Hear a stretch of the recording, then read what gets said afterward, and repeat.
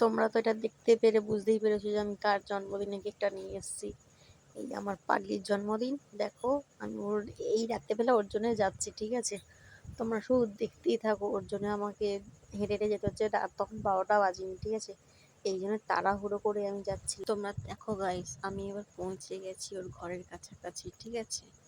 এটা ওদের ঘরে যাওয়ার গলি, ঠিক আছে? তোমরা দেখতে থাকো শুধু। ওরা মনে হয় ঘুমাচ্ছে কি কে জানে, বুঝতেই পারছি না। আগে যাই তো, চলো তোমরা আমার সাথে থাকো জানো, ঠিক আছে?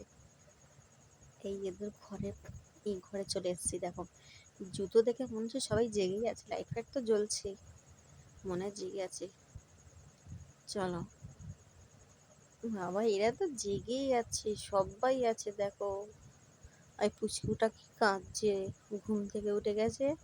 আর ওই হচ্ছে আমাদের বার্থডে গার্ল, দাঁড়াও দেখতে পারবে। এই তো বার্থডে গার্ল নাইটি পরে আসছে। এটা হচ্ছে আমার বার্থডে গার্ল, ঠিক আছে? তোমরা দেখো। আর সবাই ওকে হ্যাপি বার্থডে একটু কমেন্টে করে দিও, ঠিক আছে? যেন ও খুব ভালো থাকে, সারা জীবন ভালো করে থাকতে পারে।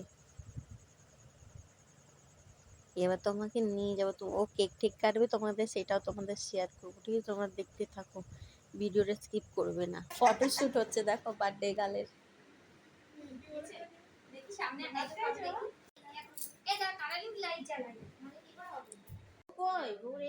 চালু কর।